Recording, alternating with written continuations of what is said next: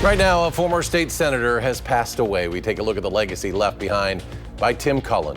Plus, Starbucks baristas are demanding better pay as several shops see protests locally and around the country.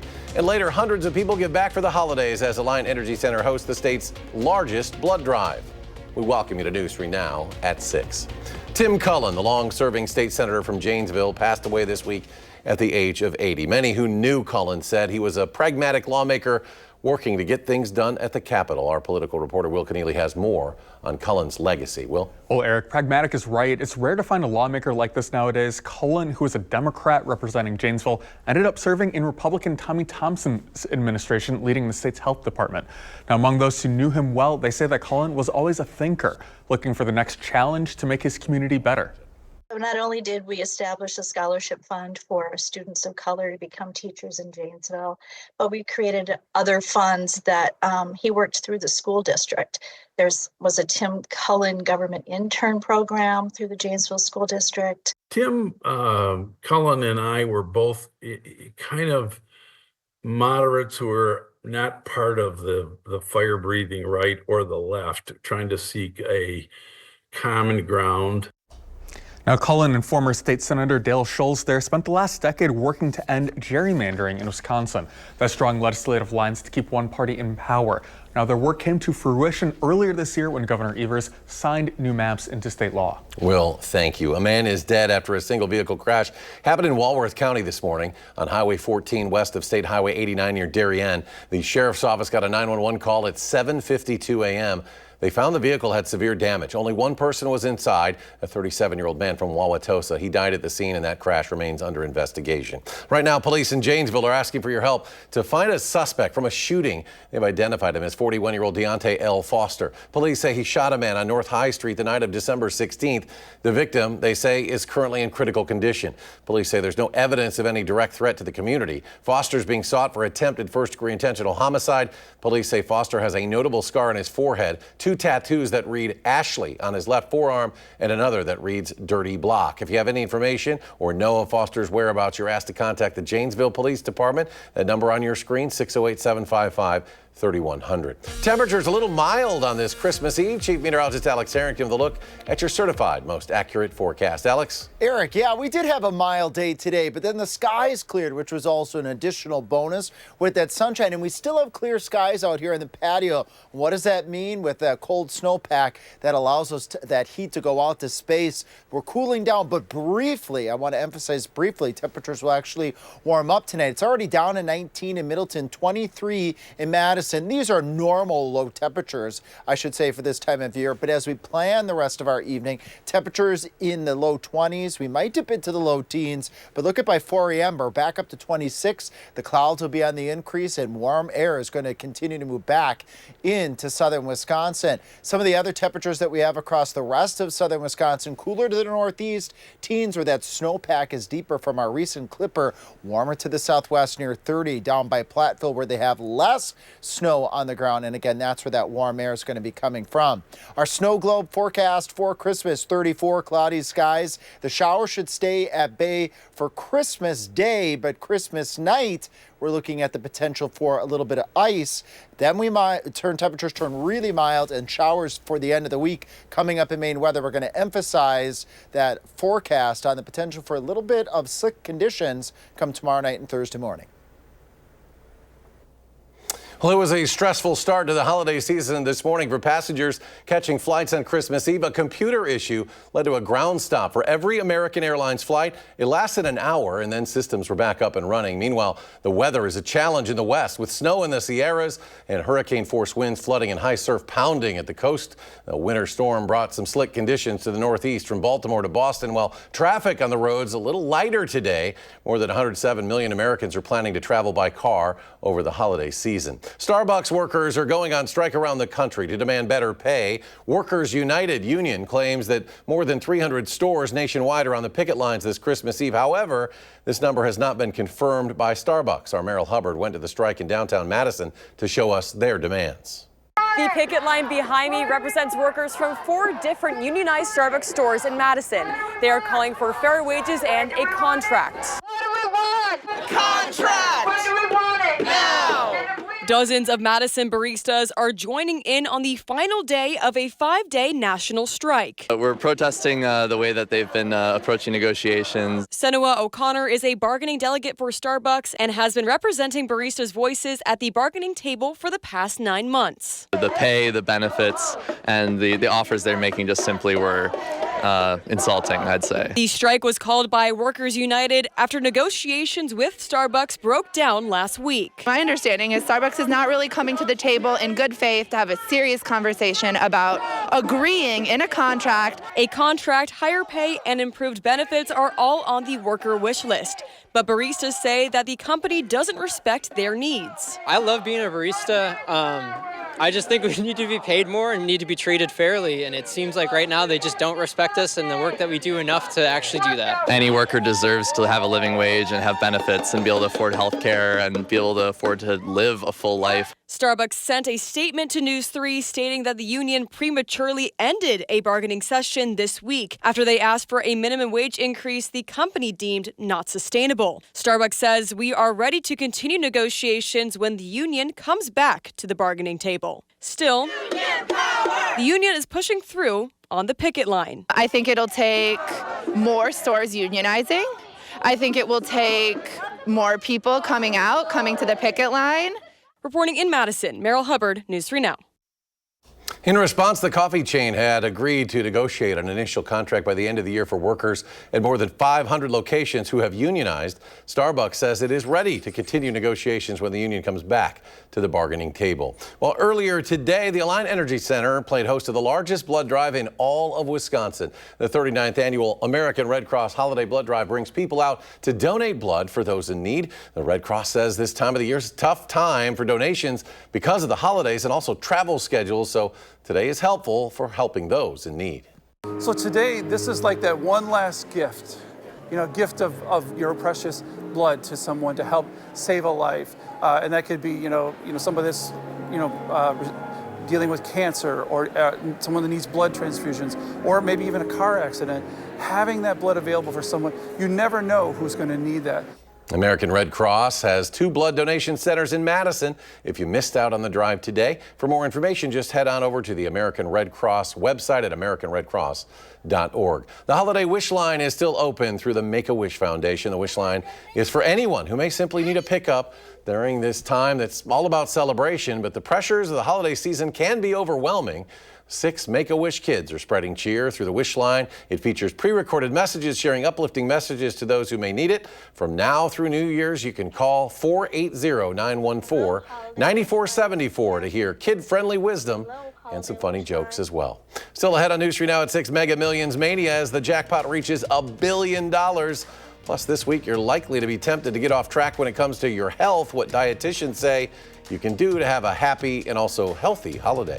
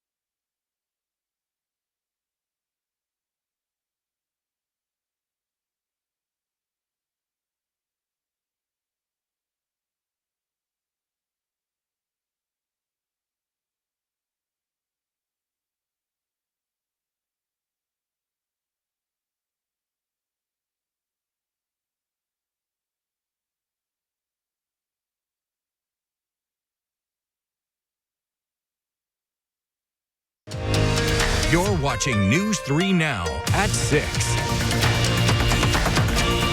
It's a season of joy, but of course also holiday goodies, gatherings, and for many, a time to overindulge. While experts say it's okay to enjoy the holidays in moderation, don't let this season derail your healthy habits. Some dietitians say the best way to stay on track this holiday season is to simply have a plan. If you'd like to stay on track with your health, consider balancing your plate, prioritizing vegetables and other nutrient-dense foods, and work in some physical activity.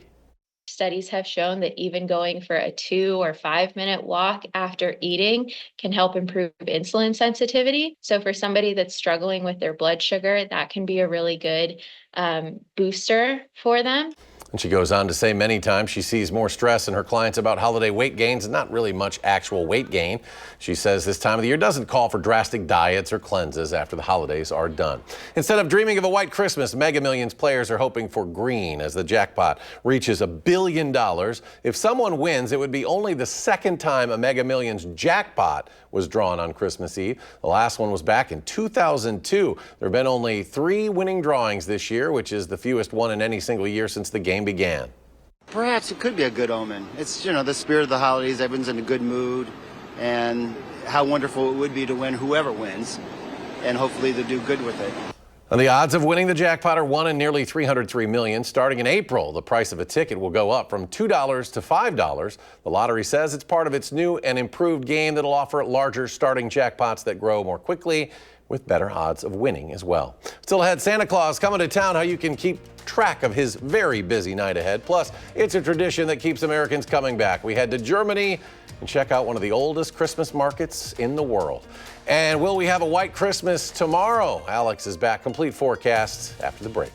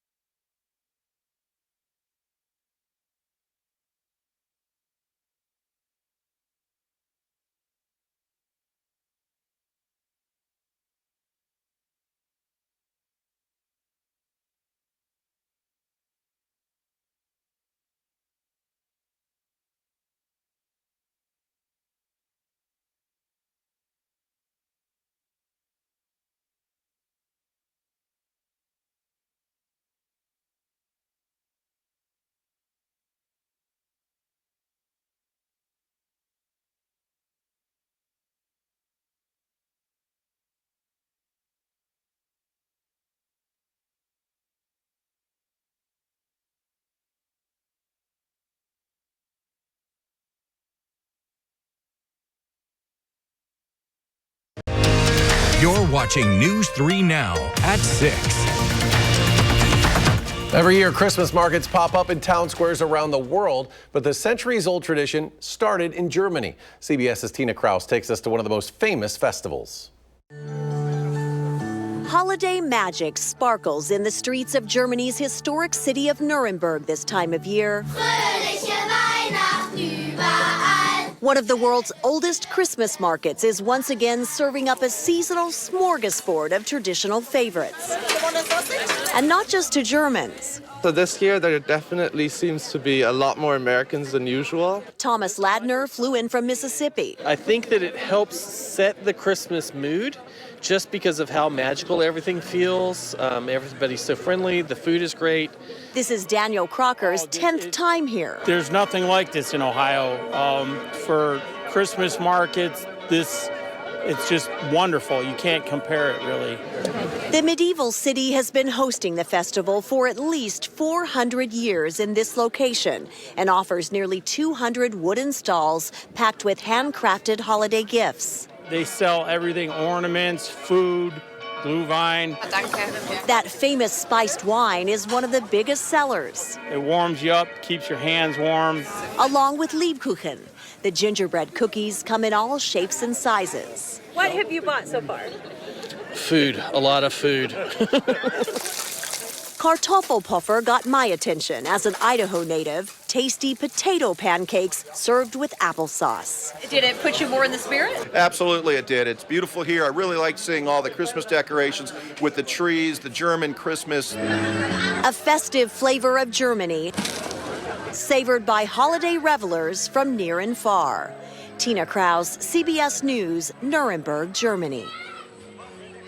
And tonight is one of the most anticipated nights of the year for the little ones, Christmas Eve and Santa's visit. Volunteers at Peterson Space Force Base in Colorado are taking calls from children around the world urgently wondering when St. Nick will slide down the chimney with presents. The Major General in charge of the operation says the experts are tracking Santa's progress, and it is important that kids get to bed on time so the jolly old elf can make his special deliveries without delay. We see Santa delivering presents into homes between 9 o'clock and midnight. So we always say to young children, 8:30 is probably the right time to crawl into bed so that you're fast asleep for 9 o'clock when Santa's by. Because he will, if you're awake, he'll avoid your home. He'll come back later, but you don't really want to put that extra burden on Santa to have to do multiple visits to multiple neighborhoods. And so that's why we like to make sure the kids go to bed early enough. NORAD Santa tracking started with a misprint in 1955 when a child dialed the phone number on a department store's Call Santa ad and rang into the Continental Air Defense Hotline. The Air Force colonel who answered the phone improvised an answer, and NORAD has been officially tracking Santa's journey ever since. Well, that sun took the snow off the rooftop. Santa's going to have to improvise tonight, Alex, because it's kind of warm out there. Santa's very good at that, though. For all of that practice, and I just got word, because we have this in our ears, that Santa is approaching Brazil as we speak right now. So kiddos in Wisconsin, like they said, get to bed by 8:30. And with us, you might be wondering, well, speaking of the snow, will we have a white Christmas in southern Wisconsin? Well, our temperatures on Christmas are going to be 34 degrees, and it'll take a little bit to get there. So for you, with the snow we got out there on the ground and with the temperatures I'm going to show you that we're at tonight and the lows we're expecting, I think it's a pretty good chance from Madison and areas to the north. But then after that, unfortunately, if you want that snow to stick around, I don't have good news. Rain showers and very warm temperatures are on the way to southern Wisconsin, almost up to 50 by the end of the week. Now, our temperatures right now way below freezing, 23 in Madison, 19 in Middleton. It was those sunny skies that Eric was just mentioning that are allowing, with clear skies out there, the temperatures to really get cold out there. And that's largely because we have snow on the ground across parts of Dane County. Planning our evening, 22, pretty common temperature until we get to 2 a.m. and then 4 a.m. Warmer air starts to move back into southern Wisconsin as clouds come back in, and then that will halt temperatures from cooling off any further. Tonight's low temperatures, coldest to the northeast where they've had 7, 8, 10 plus inches of snow with the Alberta Clipper we just experienced a couple days ago. You contrast 17 up towards Marquette and Green Lake counties to near 30 in Platteville where they didn't get as much snow. But don't worry, kiddos. Santa, again, can improvise depending on where you are in southern Wisconsin. There's plenty of snow out there, no matter what, for Santa to get around. Speaking of white Christmases, about 66% of them, we've been showing this past couple of days, have been white in Madison. All you need is an inch of snow at 7 a.m. on Christmas, Again, I think at the airport, it's very likely we're going to do that. High temperature of 34, mostly cloudy skies, and our snowscape here across southern Wisconsin. So a seasonably mild Christmas. No precipitation during the day, but at night is part of the 3 things you need to know. Tracking a little bit of freezing drizzle. I'm going to show that to you in a moment. Then we warm up. That would melt any freezing spots away on Thursday going through Saturday with those showers. Here's that light freezing drizzle midnight Thursday. Let's say Wisconsin River Valley over to 151, Madison down to Janesville. As we go through the rest of the evening, a mix of drizzle and freezing drizzle across southern Wisconsin. Then that turns over to all drizzle and showers. So just a brief period of time where we could just get a very light glaze of ice late Christmas Day night going into early Christmas Day Thursday for those few slick spots that are possible, but they melt away quickly because rain chances will be on the increase Thursday going on into Friday and Saturday, and it's going to be a wet period. Just take note of all the green starting Thursday going into Friday morning, going into Friday night, going into Saturday morning. You're getting the picture, a wet period of time, soggy really as we go from Thursday night clear into Sunday with still maybe a shower or 2 left over on Sunday. So a wet period ahead, and even the lows Friday night and Saturday night could be eclipsing, meaning they could get warmer than record warm lows than we've had in our past tracking since the 1800s. And then one more system to talk about here.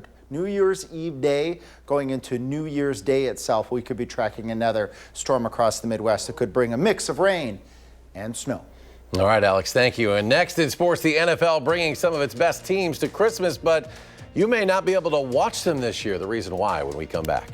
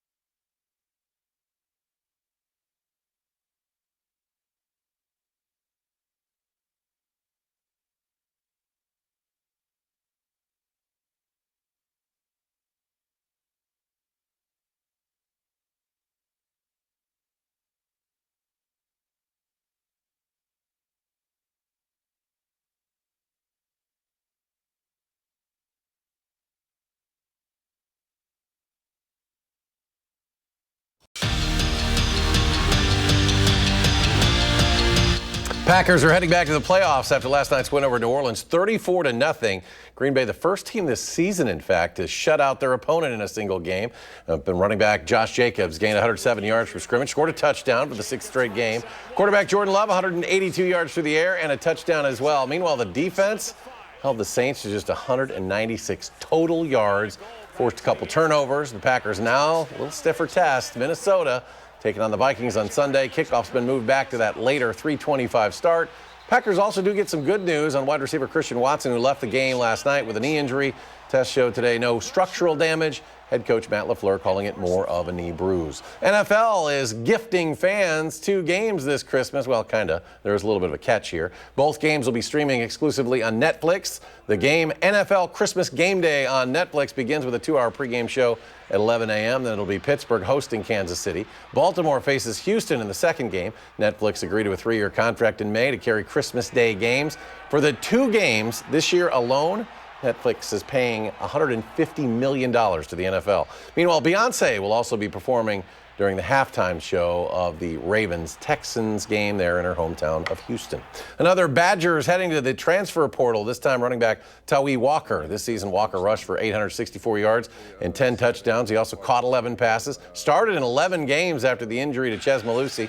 Walker originally just transferred last year from Oklahoma to Wisconsin before the start of last season. After losing several cornerbacks to the transfer portal, the Badgers are adding one as well there. Jameer Latimer out of Jacksonville State announcing today he's committing to Wisconsin. The 17th addition from the transfer portal for the Badgers. As a sophomore with the Jacksonville State Gamecocks, Latimer had 46 tackles, 5 pass breakups, 3 interceptions this year. And Latimer may also help the Badgers in recruiting. They're also trying to land his younger brother, a 4-star running back, Amari Latimer, in the class of 2026. Well, don't forget to check out this week's special holiday edition of the Wisconsin Huddle. Sports director Zach Henley looks back at some of the best moments during the first 14 episodes. The show will air Friday night, 6:30, right here on News 3 Now. Well, finally, tonight, you won't have to worry about the Grinch stealing Christmas this year because police in Aurora, Illinois, outside Chicago, arrested a criminal simply identified as the Grinch. Look at this body camera video, pretty dramatic here. He attempted to steal the city's Christmas tree. The notorious holiday troublemaker was then taken into custody after a short foot chase you just saw. The Grinch told officers he was just borrowing the tree for some anti-holiday cheer, but they didn't buy it. The Grinch is now being held at the City of Aurora Detention Center until after Christmas. Police are reminding everyone safeguard their holiday cheer in this festive season and watch out for the green guys and only open their chimneys for the true big guy in red. We go to Alex, one final look at the forecast on this Christmas Eve. Cold tonight. If you do have any activities outdoors this evening, because of the clear skies, we cool down into the lower 20s, but we're going to warm back up, and Christmas Day itself will have high temperatures up around 34 degrees, but we could be looking at a little bit of freezing drizzle tomorrow night, so we'll have to keep an eye out for that. All right, Alex, thank you very much. Thanks for joining us on News 3 Now at 6. We hope everyone has a Merry Christmas. Thanks for watching.